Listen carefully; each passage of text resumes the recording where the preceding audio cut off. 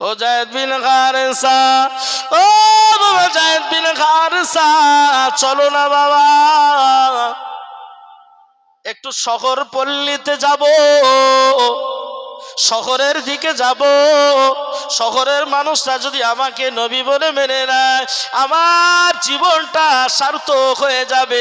কেননা এই আবহাওয়ায় ছোট্টবেলায় আমি লালিত পালিত হয়েছি। রাসূলুল্লাহ ছোট্ট বয়সে ওই আবহাওয়ায় লালিত পালিত হয়েছে তায়েফের মাটিতে। আল্লাহ এই বান্দাকেও নিয়ে গিয়েছিল, ওই তায়েফের মাটিটা দেখে এসেছে। ওখানকার আবহাওয়াটা খুব সুন্দর, সর্বসময় ঠান্ডা। জোরে বলবেন না সুবহানাল্লাহ। এই কারণে রাসূলুল্লাহকে ওখানে নিয়ে গিয়েছিলেন ওই ভালো আবহাওয়াতে মানুষ করার জন্য। তো রাসূলুল্লাহ 10 দিন ধরে প্রচার করলেন। তায়েফের লিডারেরা, মাতব্বরেরা, এ সোনার বাপেরা, নওজোয়ান তরুণেরা, বাজানেরা, মায়েরা, বোনেরা, তায়েফের মাতব্বরেরা লেলিয়ে দিল, বাচ্চাদেরকে জানিয়ে দিল, এ মাসুম বাচ্চারা যেমন নাকি পাগলের সাথে প্রহার করে, তোমরা পাগলের সাথে যেমন ব্যবহার করো, মুহাম্মাদের সঙ্গে ঠিক তেমনি ব্যবহারটা তোমরা করো। আল্লাহ নবীর সামনে থেকে পাথর মারতে শুরু করে দিয়েছেন। রাসূলুল্লাহর পালক পশু পুত্র যায়েদ বিন হারেসা আল্লাহ নবীর সামনে যে গার্ড দিয়ে দিলেন, ওরা পিছন থেকে আবার পাথর মারতে শুরু করেছে। যায়েদ বিন হারেসা আবার পিছনে যে গাঁটটা দেওয়া শুরু করেছে। 10 দিন অতিবাহিত হয়ে গেছে, তায়েফের মাটিতে কেউ নবী বলে স্বীকৃতি দিল না। আল্লাহ নবী বললেন, বাবা, ও বাবা যায়েদ বিন হারেসা, চলো না বাবা, এবারে মক্কার জমিনের দিকে ফিরে যাব। রাসূলুল্লাহ ব্যাকের দিকে ফিরে আসেন। আল্লাহ নবীকে ওরা এত পাথর নিক্ষেপ করেছেন, রাসূলুল্লাহর গোটা চেহারা মোবারকটা রক্তে রক্তাক্ত হয়ে গেছে বাবা। জুব্বা মোবারকটা লাল করেল্লার মতো হয়ে গেছে। আল্লাহ নবী একটা সময় এমন এসেছে, রাসূলুল্লাহ চামড়ার মোজা পরেছিলেন, গোটা চামড়ার মোজাটা রক্তে রক্তাক্ত হয়ে গেছে। আল্লাহ নবী নূর নবী মরুভূমি প্রান্তরে আল্লাহ নবী বেহুশ অবস্থায় পড়ে গেছেন বাবা।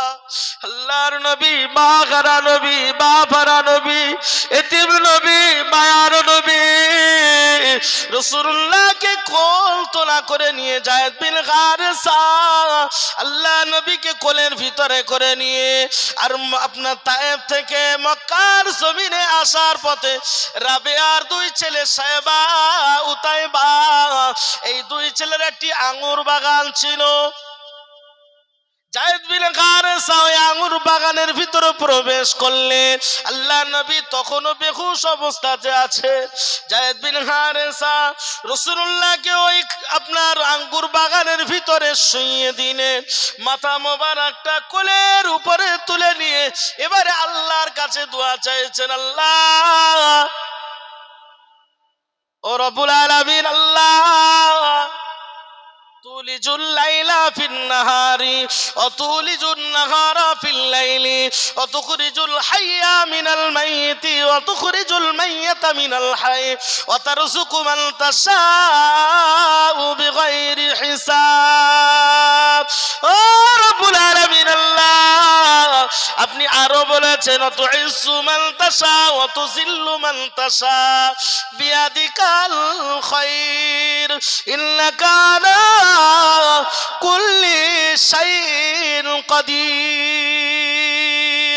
ও রব্বুল আলামিন, আল্লাহ, পৃথিবীর মানুষের যার কোনো শক্তি, যেখানে কোনো মানুষের শক্তি একেবারে শেষ হয়ে যায়, মানুষের শক্তি যেখানে চলে না, মানুষের শক্তি যেখানে শেষ হয়, ওইখান থেকে আপনার শক্তি শুরু হয়ে যায়।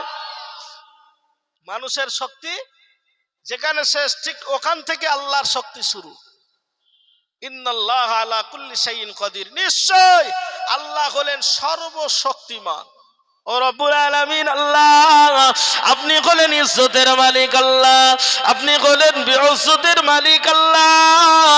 আল্লাহ আপনি সর্বশক্তিমান। ও রব্বুল আলামিন আল্লাহ, আমি যায়েদ বিন হারেসা যদি দুনিয়ার জমিন থেকে চলে যায়, ইসলামের বড় ক্ষতি হবে না। ও রব্বুল আলামিন আল্লাহ, আপনার নবী যদি দুনিয়ার জমিন থেকে চলে যান আল্লাহ, আমরা বড় বিপদগ্রস্ত হয়ে যাব আল্লাহ। এই জমিনে আপনার মহাবাণী আল্লাহ দুনিয়ার জমিনে প্রতিষ্ঠিত করার মতো আর কোনো মানুষ থাকবে না আল্লাহ। ও রব্বুল আলামিন আল্লাহ, আমি যদি দুনিয়ার জমিন থেকে চলে যাই, ইসলামের বড় ক্ষতি হবে না। আপনার নবী যদি দুনিয়ার জমিন থেকে চলে যায় আল্লাহ, ইসলামের বড় ক্ষতি হয়ে যাবে। ও রব্বুল আলামিন আল্লাহ, আপনি তো বলেছেন তুলিজুল লাইলা ফিন নাহারি ওয়া তুলিজুল নাহারা ফিল লাইলি। আল্লাহ আপনি দিনের ভিতর থেকে রাত অতিবাহিত করতে পারেন, রাতের ভিতর থেকে দিনের আলো আপনি প্রতিষ্ঠিত করতে পারেন আল্লাহ। আপনি মুর্দাকে জিন্দা বানাতে পারেন, হাইয়া মিনাল মাইয়িতি। আল্লাহ আপনি মুর্দা থেকে জিন্দা বানাতে পারেন, আবার জিন্দা থেকে আপনি মুর্দা বানাতে পারেন আল্লাহ। এ সব ক্ষমতার ঊর্ধ্বসীন হলেন আল্লাহ আপনি আল্লাহ। ও রব্বুল আলামিন আল্লাহ, আমি আপনার দরবারে দোয়া চাই আল্লাহ, আমার হায়াতটা কেটে আপনার নূর নবী হাবিবুল্লাহকে আপনি দিয়ে দেন। ও রব্বুল আলামিন আল্লাহ, আমি যদি দুনিয়ার জমিন থেকে বিদায় নিই, ইসলামের বড় ক্ষতি হবে না। আপনার হাবিবুল্লাহ যদি দুনিয়া থেকে বিদায় নেন, দুনিয়ার বড় ক্ষতি হয়ে যাবে। রাসূলুল্লাহ যায়েদ বিন হারেসা রাসূলুল্লাহ চোয়াল মোবারকটা ধরে ঝরঝর করে কাঁদছেন, আর এই প্রার্থনা, এই দোয়া আল্লাহর কাছে চাইছেন। ওনার চোখ মোবারক থেকে চোখের পানি রাসূলুল্লাহ চশমে মোবারকের উপরে যেই পড়েছেন, আল্লাহর নবী চোখটা খুলেছেন। যায়েদ বিন হারেসা আল্লাহ নবী বিশ্ব নবী রাসূলুল্লাহর চোয়াল মোবারকটা মুখমণ্ডলটা জড়িয়ে ধরে নুরানি বদনের উপরে একটা চুমা দিয়ে দিয়েছিলেন। এ সোনার বাপেরা, নওজোয়ান তরুণেরা, বাজানেরা, ইসলাম এত সহজে আসে না। এ আমার নওজোয়ান তরুণ যুবকেরা বাবা, যারা আজকের শরিয়াত নিয়ে সিনেমিনি খেলতে লেগেছো বাবা, খবরদার সতর্ক হয়ে যাও। যারা আজকের তোমরা শরিয়াতকে নিয়ে সিনেমিনি খেলতে লেগেছো, অনেকটা কথা আমি কত সহজে শর্টকাটে টেনে আনতে চাইছি। আল্লাহ নবী বললেন, ও বাবা যায়েদ বিন হারেসা, একটু কি পানি পান করাবে আমায়? যায়েদ বিন হারেসা এই আঙ্গুর বাগানের মালিক সাহেবা উতাইবার একটি গোলাম ছিল, যার নাম হলো আসাদ বিন মাকজুমি। কি নাম বলেছি? আসাদ বিন মাকজুমি। যায়েদ বিন হারেসা ভিতরে প্রবেশ করলেন, ভিতরে প্রবেশ করে আসাদ বিন মাকজুমির কাছে চলে গেলেন। ও আল্লাহর বান্দা, কি নাম আপনার? বললেন, আমার নাম হলো আসাদ বিন মাকজুমি। বললেন, আমাকে কি এক গ্লাস আপনার আঙ্গুরের জুস আমাকে দেবেন? আসাদ বিন মাকজুমি জিজ্ঞাসা করলেন, আল্লাহর বান্দা, এই সময়ে আপনি আঙ্গুরের জুস কি করবেন? আর আপনার গোটা শরীরটা রক্তে রক্তাক্ত, ব্যাপারটা কি? ওই সময়ে যায়েদ বিন হারেসা বলেছিলেন, ও আসাদ বিন মাকজুমি, আখিরে জামানা যিনি নবী, যিনি মুহাম্মাদুর রাসূলুল্লাহ, আজ কয়েকদিন হয়ে গেছে তায়েফের মাটিতে ইসলাম প্রচারের জন্য আমরা গিয়েছিলাম। ওখান থেকে আমাদের ধাকিয়ে মারতে মারতে তাড়িয়ে দিয়েছে। আল্লাহ নবী দীর্ঘ সময় বেহুশ অবস্থাতে তিনি জমিনে পড়েছিলেন। হুঁশ যখন আল্লাহ দিলেন, তিনি একটু পানি পান করতে চেয়েছেন। তুমি কি আমাকে একটু এক গ্লাস জুস দেবে আমায়? ওই সময় সময় আসাদ বিন মাখজুমি এক গ্লাস একটা মস চামড়ার মস্কে আপনার আঙ্গুরের জুস দিলেন এবং সঙ্গে এলেন।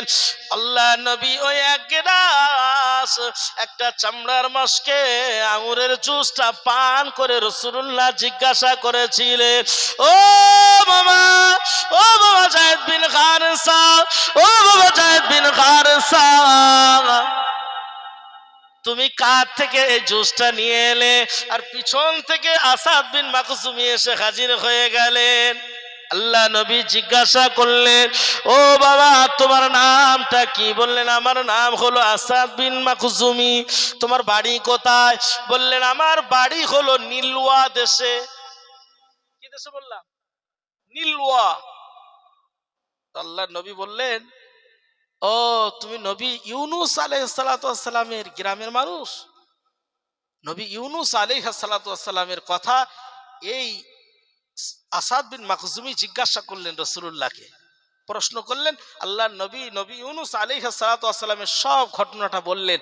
ওই সময় আসাদ বিন মাখজুমি আর দেরি না করে কাঁধটা বাড়িয়ে দিয়ে বলেছিলেন, আল্লাহ নবী আসাদ বিন মাখজুমি, আমি গুনাহগার, আমি এই মুহূর্তে চাই আপনার কাছে কাঁধটা দিয়ে আমি আপনার কাছে কলেমা পড়ে মুসলমান হয়ে যায়। আল্লাহ নবীকে রক্তাক্ত অবস্থায় মক্কার জমিনে নিয়ে যাওয়া হলো। আল্লাহ নবী যে সময় মক্কার জমিনে পৌঁছে গেলেন, সময়টা ছিল মাগরিবের সময়। রাসূলুল্লাহর উপরে ওই সময় মাগরিবের নামাজ ফরজ হয়েছিল। ওই সময় রাসূলুল্লাহর উপরে মাগরিবের নামাজ, রাসূলুল্লাহর কাছে মানে সব নবীদের এক ওয়াক্ত করে নামাজ ছিল। রাসূলুল্লাহ সেই সময় মাগরিবের নামাজটা ভাইটাল ছিল, 5 ওয়াক্ত একা আসেনি। রাসূলুল্লাহর ওই নামাজটা তখন ভাইটাল ছিল। আল্লাহ নবী কাবার চত্বরে গেছেন নামাজ পড়তে। রাসূলুল্লাহর হৃদয়টা কটা কারণে বলেছি যে হৃদয়টা ভারাক্রান্ত, 3টে হলো। আর এই তায়েফের ঘটনা কটা হলো? 4টে।